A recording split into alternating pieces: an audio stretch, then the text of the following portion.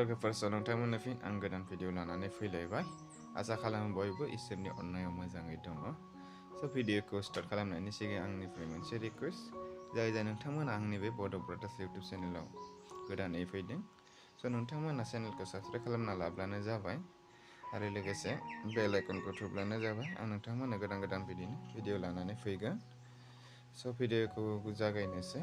दिनैनि भिडिअनि आपडेटआ जादों मोनसे मिउजिक भिडिअ। बे भिडिअनि मुङा जादों समायना। बे भिडिअखौ प्रडिउस खालामदों रिया ब्रह्म बिथाङा।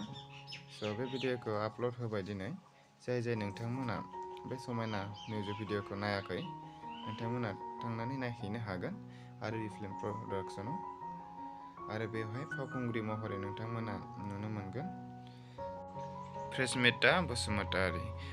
नोंथांमोना भिडिअखौ मोजां नांदोंब्ला लाइक, शेयार आरो साबस्क्राइब खालामना होदो। आं नोंथांमोननो बिदिनो गोदान भिडिअ लानानै फैगोन बे चेनेलाव। दिनैनि भिडिअआ एसेनोसै। गोजोन्थों। बाय बाय।